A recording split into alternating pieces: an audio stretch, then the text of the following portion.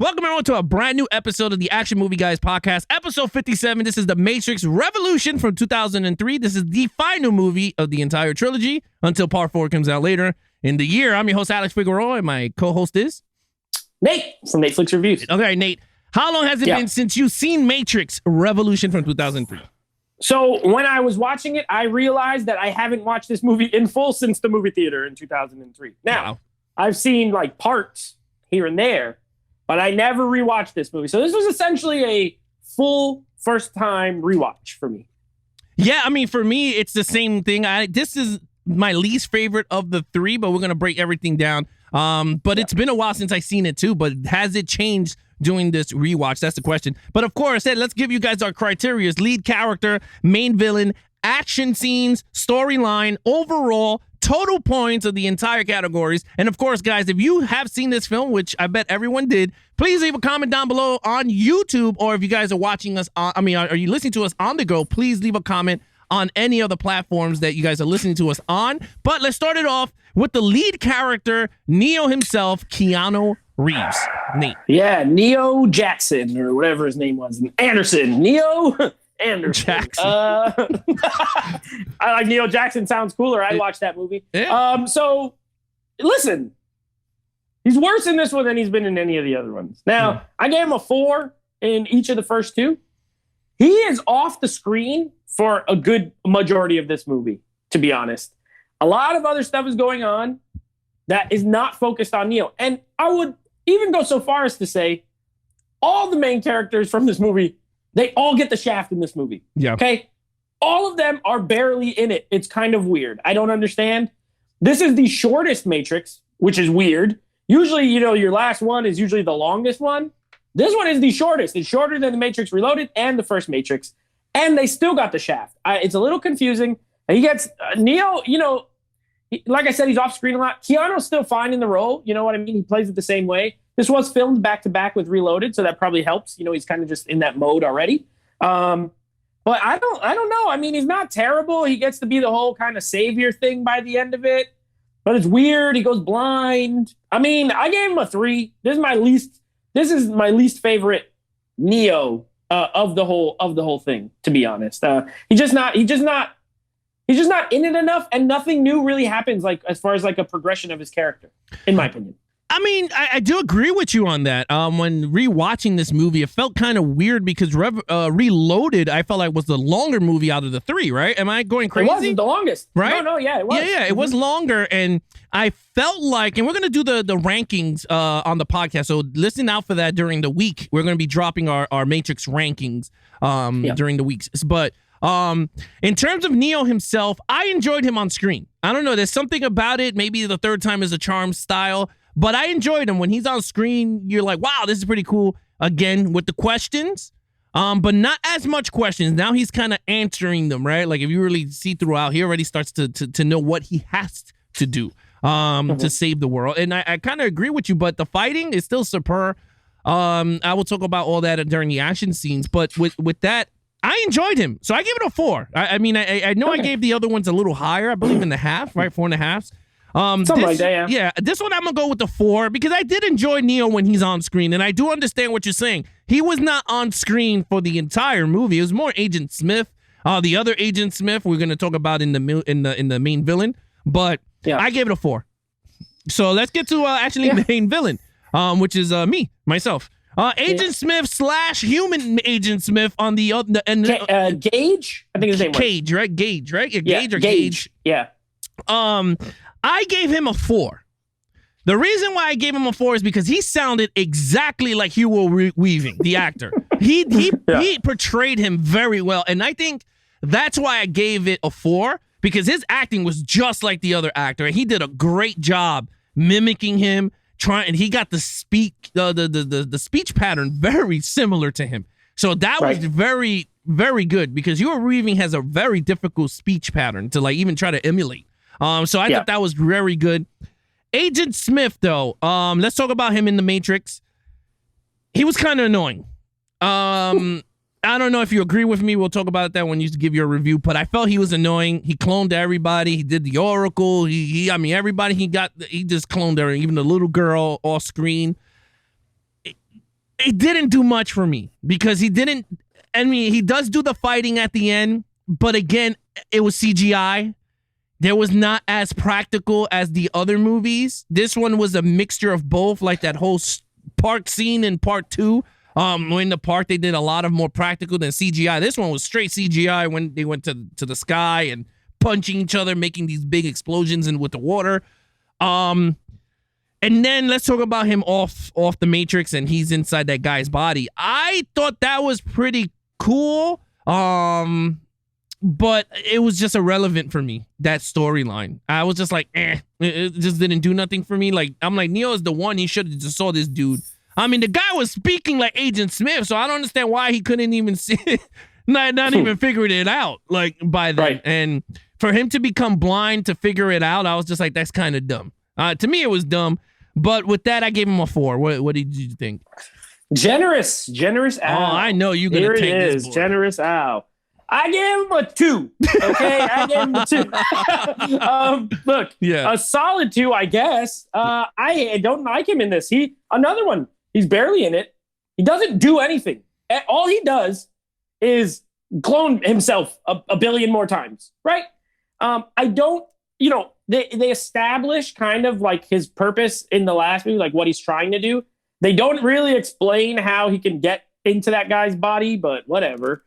It was kind of stupid. I agree. I just didn't like him. I agree with you. I think that guy's performance, the actor's performance, was good. He had the cadence and everything, like the same way Hugo Weaving talks. That was pretty good. He did a good impersonation of Hugo Weaving.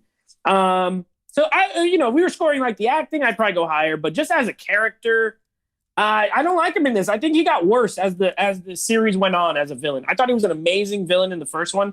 I thought he was a pretty good villain in the second one. And I thought he was kind of a whack villain in this one. If anything, he's the one I'm scoring.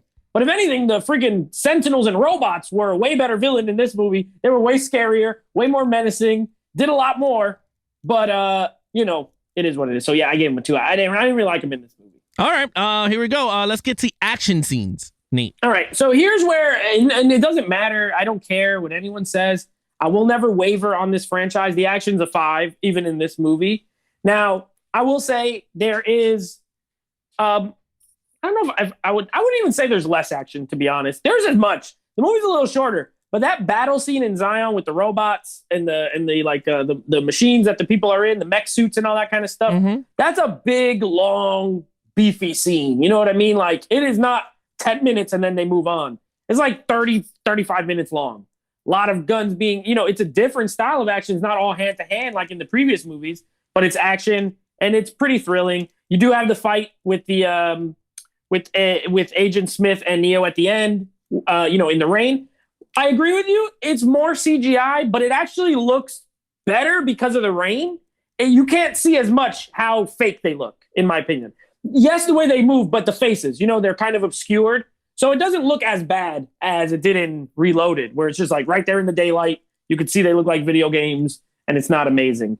So I thought that was better. And then I love the club scene in this movie where they go to that club and those dudes start running on the ceiling. I think it's sick. I think it looks great even now. Like, there's movies that come out now that look worse than that scene. The way they did it, how easily they flip from being on the floor to being on the ceiling.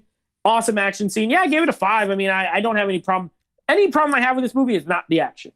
Yeah, I mean, I agree. I had no problems with the action. I thought the action was actually pretty good. I still think Reloaded is way better in the action sequences, but I think this one is actually really good. The Sentinel scenes is kind of funny because back then I hated the Sentinel scene. I was like, oh, this is stupid, but I kind of enjoyed it now. I was like, okay, now it kind of makes sense because I kind of listening to the story and the Sentinels look really good in 4K. I mean, holy crap. They did a great job with the transfer in 4K with the Matrix, with the Sentinels. I did like the whole Niobe driving scene. That was awesome. Right? It reminded me of Star Wars when they're going through and they're fighting and doing all that stuff. I thought that was pretty cool. In the tunnel, that was sick. I do agree the whole Stefan, oh man, I could never Cypher, that's his name. The Asian guy that you say Asian dude. Oh, no, it's Seraph. Seraph. That was a cool scene when him and Morpheus and Trinity went to get the club. The Merovingian scene. Yeah, that was really awesome. And I love seeing him. And I know the minute we seen that scene, I was like, Nate is already drooling when you saw your Oh, girl? Monica Bellucci. Let me tell you something. Monica Bellucci. I mean, amazing. Absolutely amazing. I was like, that's Nate's girl. My wife started laughing. But yeah, other than that, everything was great. I have no nitpicks for me except the CGI, but everything, you're right, everything looked very well, and I gave it a 5. Storyline. Yep. So, listen, rewatching this now, I trust me. After rewatching Reloaded and realizing that I really, really, really like it, I was hopeful for this because I hadn't seen it in a long time. You know, I was like, you know what? Maybe I was just wrong. Maybe my whole life is a lie. Maybe this is actually really great. And the story's weak, dude. It's weak. It is non-existent. This movie has barely any story. Okay, the basic story of this is the humans fight off robots while Neo tries to go do something, right? Because not truly revealed what his exact plan is until the end of the movie. You know what I mean? And even then, it kind of didn't go as planned because of the whole other Smith thing. So it is thin. The first 2 movies have these very complex storylines. The only part of this movie that felt like the first 2 as far as story was the part in the subway. Okay. With the train man. Yeah. That segment, I would say the first 20 minutes still felt like, okay, they're telling an interesting story with the Matrix and things like that. After that, it just becomes an action movie, which is fine. You know, I like action. I was entertained while watching it, but as a story, it didn't affect my brain in any sort of way. It didn't stimulate my mind. It was pretty mindless, and the ending's kind of silly. Like, if you really think about it, it doesn't make a lot of sense, but whatever. So I thought it was weak. I don't think it's not god awful, like not the worst thing I ever saw, but it's also not very strong. I gave it a 2. Wow, you are generous, Nate, today. Oh, you're generous. With a 2? Yeah, nice. With a 2. That's generous. That's very generous. This story stunk. I'm just sorry to say, rewatching it, the story is very Jesus Christ, bro. Let's just call it like it is. Neo sacrificed himself for the humans, which is okay, which you kind of saw that coming, right? When you were watching there's a lot of religious stuff throughout the other ones, yeah. But to me, I felt like they could have did it in a better, unique way of storytelling, where you could have engaged with Neo and felt for him, because by the time, I did not feel for him at all. When he decided to, I was just like, who cares, bro? I was like, we already know you're going to do this. And then at the end, you're absolutely right with the Oracle saying, oh, we'll see him again, with the whole sunrise coming up. And I'm like, well, now we're seeing the Matrix 4 because Matrix 4 is coming out, and I'm very intrigued to see how he comes back. Because if they come with some Jesus, he resurrects, then I'm like, oh, no, this is no bueno. Like, you're just going to do something really wrong here. But in terms of this film, there was a lot of weak points throughout the movie where I did not care for anything at all. I mean, even when Agent Smith confronts the Oracle, which you're going, holy crap, this is going to be a really big scene. It was one of the weakest scenes. She was like, just get along with it. And then he just put his hand, he just stuck his hand. Yeah, sure. Yeah. Very weak. I did not like it. I give it a 1. All right, you're going to get an argument from me. I hear you. Yeah, all right. So let's go with the overall. All right. So overall, I hate to say it. I don't really hate to say it. I knew this was the case, but I'm confirming this is not a great movie. Okay? There's good things in it. It looks good. It still looks good, right? All the technical stuff that was there in the first 2 is here in this one. Right. It looks good. The performers at this point, they play their roles great. I hated that some of the other people got the short end of the stick, but I thought it was cool that Jada Pinkett got something to do because she's a cool actress and she had a little bit bigger role flying the ship. Like, she got a cool scene. But other than that, they didn't really get anyone a time to. No one shines in this, in my opinion. You know what I mean? Like, people have these little moments here and there that are cool, but nobody shines. Nobody gets a lot to do. They just move from place to place. Like, they just defend Zion for an hour and 45 minutes, and then it ends. You know what I mean? Yeah. And all the interesting stuff that happens in the first act, which is the club scene we were talking about, the train scene with the train man and the little girl, that was interesting. I was like, oh, I don't remember this. I'm interested in this. And then it just kind of goes off the rails. As soon as they unplug him from the Matrix, it just becomes very generic, where this is not a generic series prior to this. It's anything but, and then it becomes kind of generic. So I gave it a 2 overall. I gave it a 3.5. Because, yes, I did not like the storyline, but I kind of enjoyed everything else, right? Like, if you don't if you shut your brain off and you just sit down to see some sci-fi action movie, this is actually a pretty good one. I mean, I could see the beef with everyone in terms of the entire picture of the Matrix.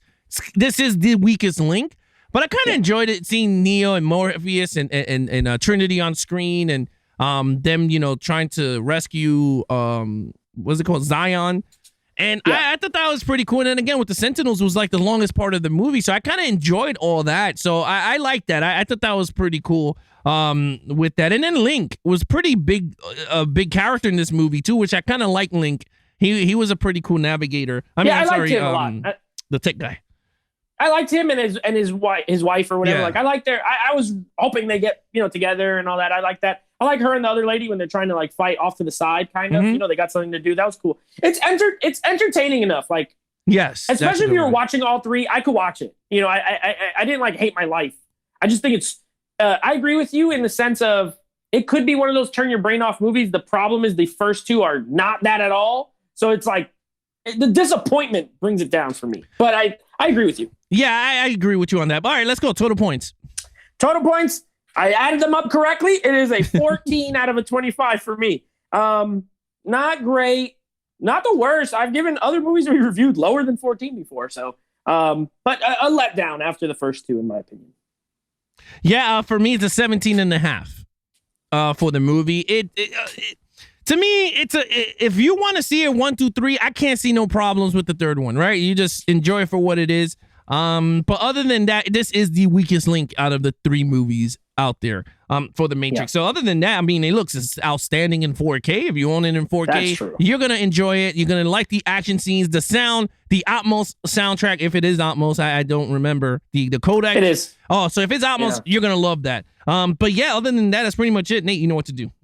Yeah, so that is the Matrix Revolution. So a couple more podcasts coming out this week. You're going to want to keep an eye and an ear out for. We are going to be reviewing, starting our Sylvester Stallone month.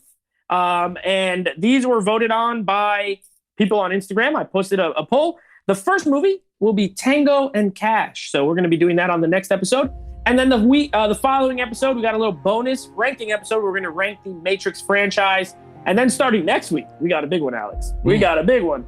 Coming new to 4K, we will be reviewing the Indiana Jones franchise. All of them, along with these Stallone movies. So it's going to be a big month for Alex. I know he's very excited. Crystal Skull, Judge Dredd, all his favorites. So yeah, that's what you want to keep an eye out for. That's what's coming up. But again, guys, I'm your host, Alex. That's your host, Nate. Be awesome to each other and geek out.